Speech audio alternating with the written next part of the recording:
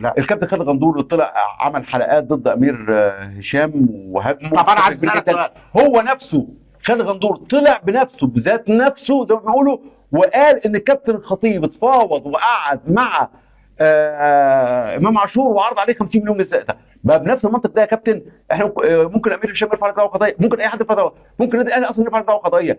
انت عرفت ازاي ان كابتن خطيب قعد مع امام عاشور؟ طب ما تقول لنا فين المستند؟ فين المستند يا باشا؟ انت فين العرض انت حرقك خالد الغندور لا هو انا اللي مش حارقني، ده خالد الغندور اللي يا عم. مجننكم لا يا عم مش مجننا، حراق. انا بقول له بس يا كابتن خالد بعد حاجة غريبة اذنك، قوي. بعد اذنك بنفس المنطق اللي انت بتهاجم بيه انت زعلان ليه أمير طيب؟ هشام. يا سيدي يا عم خلي معيار واحد، طب المعيار واحد. يعني واحد يطلع يقول ان الاهلي بيفاوض امام عاشور بمجرم حرب، ولما خالد غندور يطلع يقول لك ايوه في ميعاد ومش في مواعيد يا عم هو واحد عايز اسالك ثانيه واحده بس انتوا بتهزروا. ثانيه واحده بس، ما انا بنهزر. في فرق بين ده وده. ايه فرق ايه؟ في فرق.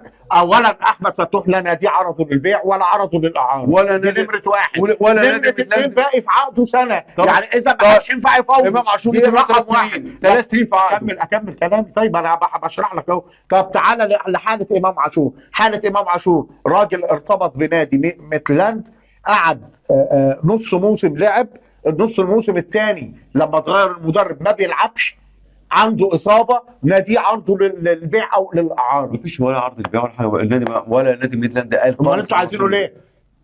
تفاوض عادي. تفاوض ازاي يعني؟ واحد عنده هنقدم عرض النادي. طيب اهو ما انت وبيراميدز بيفاوضوا ليه؟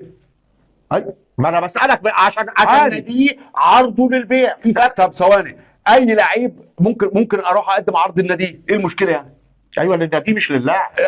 للنادي مش العرض اللي جاي. افهمك ازاي النظام يا سيدي. النظام ان افاوض النادي. لا لان اللاعب نفسه انا بقول عند النادي.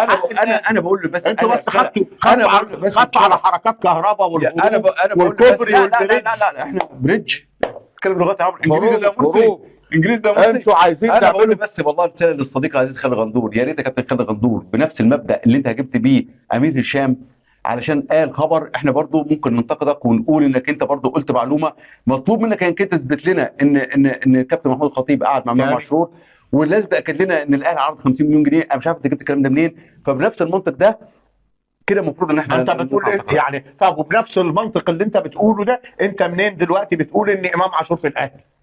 عرفت منين؟ انا صحفي. هي الاتصال يعني في معلومه يعني؟ لا مش معلومه، ده انا جبت منين؟ انت مره تنفي ومره وسطاء انا ولا واحد يعني في مفاوضات اهو يا عم وكلام. طب ليه زعلان ان خالد غندور يقول؟ ليه انت بتقول؟ لا انا في فرق بقول لك ان النادي الاهلي بيفاوض، في فرق بقول لك الخطيب قعد معاه وعرض عليه 50 مليون جنيه. طب اثبت لك يا كابتن ده طالع من معسكركم الكلام ده، مش من لا والله خالد غندور، من المعسكر الاحمر. من اسمه ايه؟ البيت الاحمر ولا اسمه ايه؟ لا البيت الابيض ده انتوا. لا انتوا الابيض، احنا البيت، احنا القلعه الحمراء، احنا قلعه البطولات. فانا